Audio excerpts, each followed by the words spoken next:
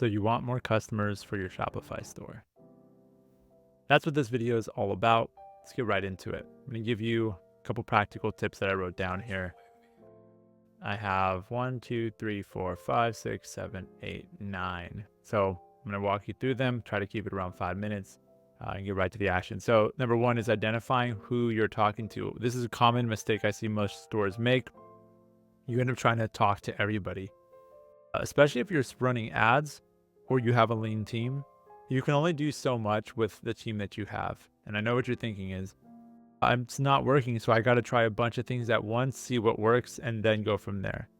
But if you're spreading your energy in every single direction, you're not going to really make any impact in any one direction. So what you have to do is identify the one core audience you want to go after. The easiest way to do this is to think about the pain point that you're trying to solve, and then which group has the pain point that you're trying to solve. So for instance, let's use a brand like, for a real brand, let's use like Bruce Bolt, which is like a batting glove company for people who play baseball.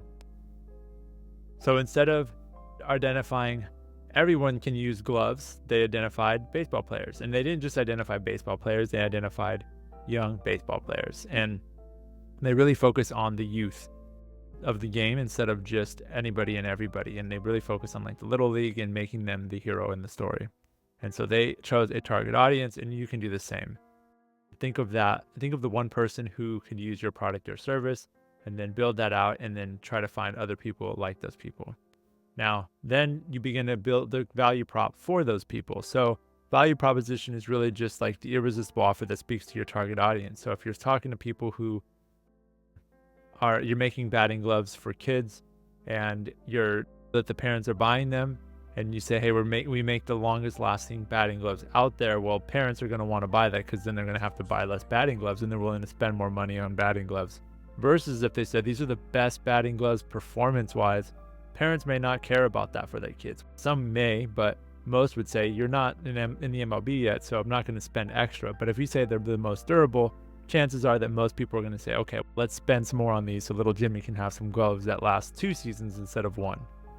Next is leveraging social media. This is an obvious one, but this is where you want to go ahead and go onto social. Specifically, what you want to do is find this ideal avatar that you're trying to speak to. Go and look and see who are they following. This is a great strategy. It's similar to the skyscraper strategy in SEO, where you look at the top post for that keyword and then you try to outdo it. This one, you just find the people who are like your people, find 2 or 3 of them. Say it's a baseball player who is a kid in high school, and you're just going to go to his profile, see who else is he following. And that's going to allow you to then talk to those people, do collaborations with those people, and bring those people into your world so that the people who you want to reach see you talking to the people they already follow.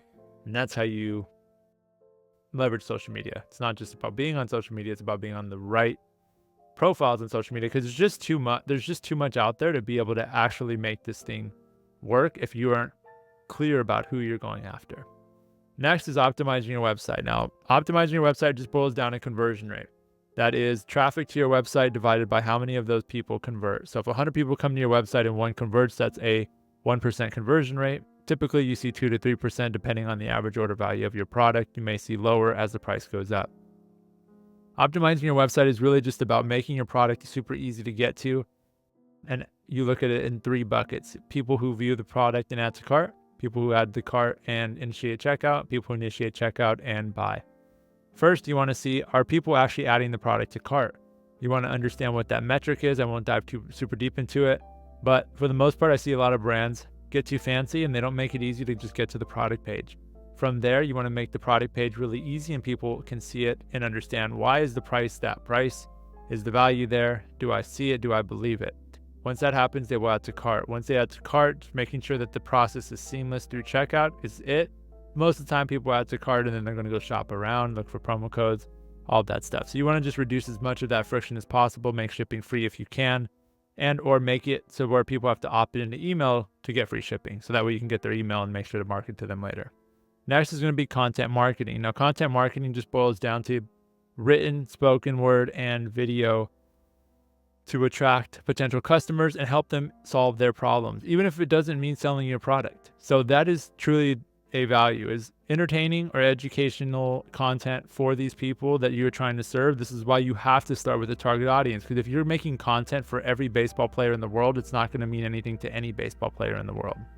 So you want to get really clear. If it's a player in high school, you want to create content about, maybe make a list of top colleges to go to play baseball. And that's interesting for a Bruce Bolt player because those kids are in high school or in middle school and they're interested in that stuff. Or you want to do a ranking. Content marketing is doing high school player of the week and sending that out every week. And then saying you can nominate your friends, go to this page and they can put in their email. That's a really cool thing to get more emails of high school players. So that's content marketing. You have to be clear though on who your target audience is. That's the biggest mistake, is people want to go after everybody and end up going after everybody and getting nobody. Next up is email. I don't even need to go into this one. You just need to be building an email list and getting more leads and turning those people into customers and marketing to them and adding value to them. Next is running promotions and discounts to the right people that are already in your email list, to the right segments. If you have somebody on your email list and they haven't bought in 90 days, then you want to maybe show them a discount. But don't be giving discounts away for free just for people who visit your website or look your way. Next up is customer testimonials and reviews. This one is a no-brainer, but a lot of times people overlook it because they're so focused on getting new customers that they don't treat the ones that they have. Now this one, the easiest way to do this is just send an email after someone bought the first time. And you can do this in Klaviyo by saying order equals 1. They get an email from you. It says curious as the subject line. When they open it, you ask them, this is Joe from marketing team. Just curious, what made you make the decision to go with us? There's a bunch of other brands out there that you could have chosen. Let me know. I'll be waiting. And just leave it in open-ended. Don't make it a form. Don't make it fancy. People will reply to that and you will get so much insight that you will wonder why you didn't do it sooner. Next up is going to be networking and partnership. So this is where a lot of people will overlook this and for the sake of meta ads, thinking that it's easier, but at the end of the day, their CAC is much too high. They pay too much to get a click to their website and they don't convert it. And instead, they'd be better off networking with people in their industry, with high school coaches if you were Bruce Bolt, and league commissioners and parents of booster clubs and people who love baseball. Building relationships with them and establishing them as partners of your brand. Maybe you incentivize them, maybe you don't. Maybe you feature them in content. There's just so many things you can do. But when it all starts with being clear about your target audience and going from there. If this is helpful for you and you like this type of stuff, make sure to check out the link below. I have a free course that kind of goes into all of the different things you can do to double your revenue for your Shopify store if you're doing $250K to $1 million a year and you're on Shopify looking to grow. I created that course because I see a lot of people taking advantage of smaller brands, and I just wanted to be the person to help you all out and positively impact you. And speaking of positively impacting you, I've made a pinky promise to everyone who watches this channel. If you've seen my videos before, you know what it is. If it's your first time here, the pinky promise is that I promise to hold nothing back. And if I positively impacted you, I'm aiming to positively impact 2,025 people by 2025. So let me know if you're one of those people down in the comments below. Till then, remember, there is no tomorrow. Peace.